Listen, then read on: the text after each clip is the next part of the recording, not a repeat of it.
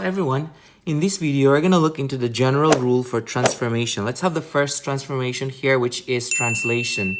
Translation is a transformation that causes a graph to shift left, right, up, or down. We have here the rule. The graph of f of x moves the graph h units left or right, and the k represents k units up or down. Now, we need to remember that if we are given this general function notation, f parentheses x minus h plus k, we remember that in order to determine where it moves, we are supposed to switch this sign of the one that has the h, and we keep this sign right here.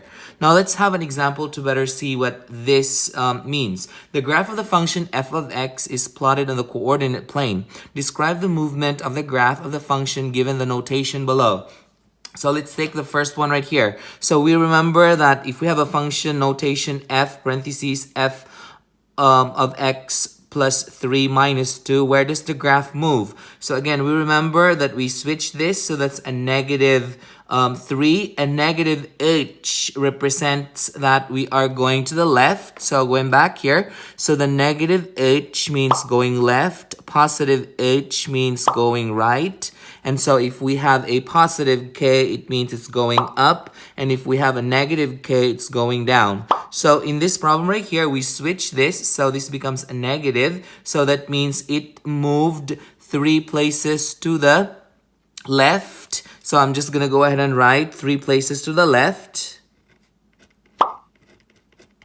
And we have a negative 2. We're supposed to keep this. So that's a negative 2. H is negative 2. So that means that this is going down 2 units. Again, we are able to get this because, again, we remember if we write this h and k here, it's gonna be negative 3 and negative 2. Now let's look at the next one right here. So if we were to write this, again, we always switch and keep. So this would be 1 and 7. So this means that the graph of f of x from the original position f of x, it's gonna move 1 place to the right and 7 places up. Okay, now I'd like you to try these next 2 problems right here. Okay, so we go over this. So looking at this, we can go ahead and write this as our h is negative 8. Because again, remember, we switch. And then there's no k here. Others are going to think, oh, that's invisible 1. No, it's supposed to be 0. So this is 0. And then this one right here. Since there's no h, again, if it's missing, that's actually 0. So the h is 0, and then the k is negative 9 because we keep the k. So then this is how the movement is going to look like. So that means it's going to move left 8 places. So 8 left. And then the graph is not moving anywhere up or down because that's 0. In this case right here, we have a 0 on the left or right, so we're not moving anywhere. But then it's a negative 9, so that means this is going down 9. Did you get the same answers as this? Good.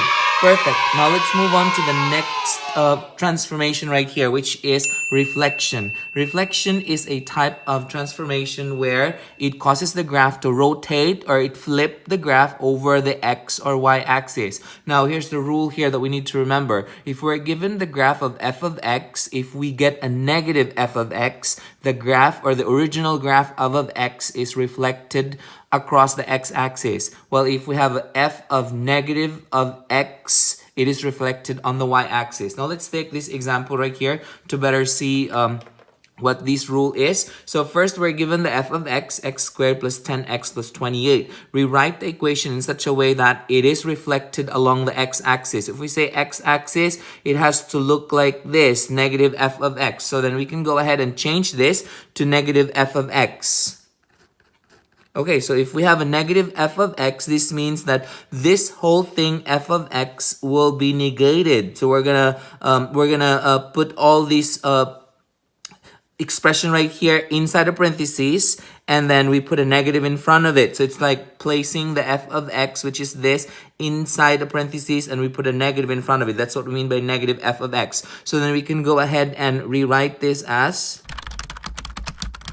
Okay, so then from here, we can go ahead and distribute the negative to each of the terms inside the parentheses. Now, please remember, because others would miss this part, they only distribute the negative into the first term inside the parentheses. That is not the correct way to do it. It has to be distributed to to all of them, to these three terms right here. So then our equation would come out, so the negative f of x would come out negative x squared minus 10x minus 8. So this means that this equation is reflected across the x-axis. On the side, you will see the original f of x, which is in blue color. That's the f of x. And you will see that the red color, which is the negative f of x, is actually reflected across the x-axis. So the blue color, which is the f of x, is facing upward. And then, or it's opening upward, while the negative f of x is opening downward. And again, it is reflected across the x-axis. If you see the distance from the graph, from both the f of x and the negative f of x from the x-axis are all equal. They're all the same. At this time, I would encourage you to pause this video and try this problem out on your own. And when you're done, unpause it and check your answer. Okay, so we go over the problem here. This time around, we're supposed to reflect this f of x into the y-axis. So what are we going to do is we follow this one right here. So that would be f of negative of x. So how do we set this up? Since we have a negative f of x, which means that each of the x's here will become a negative. So this would come out parentheses squared plus 10 parentheses plus 28. And the one that we put into the x is the negative x. So I'm just going to use a different color for the negative x. So then the final equation for the graph that is reflected on the y-axis would be f of negative x that's negative x times negative x is a positive x squared. And then this is a minus 10x. And this is going to be still a plus 28.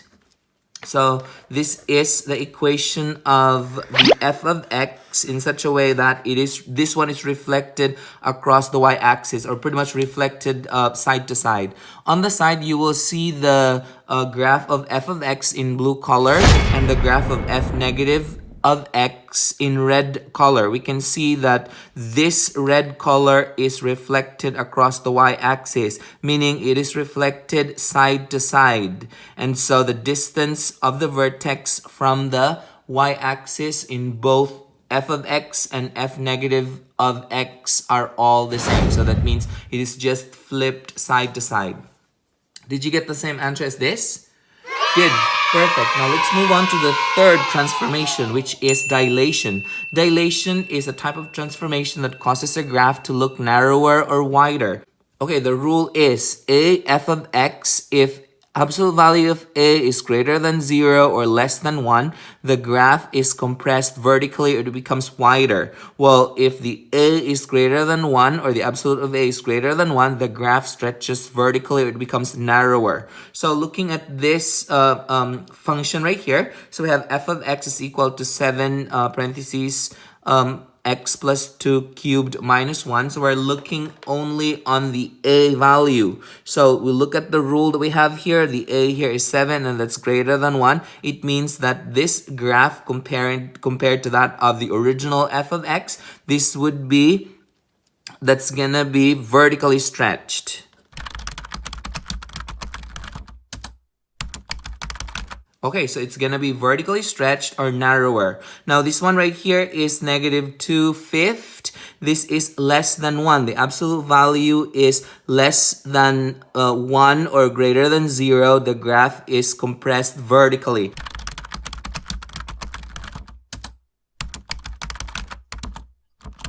Or it is wider. That's it. If you find this video helpful, hit like and subscribe for more math videos. See ya!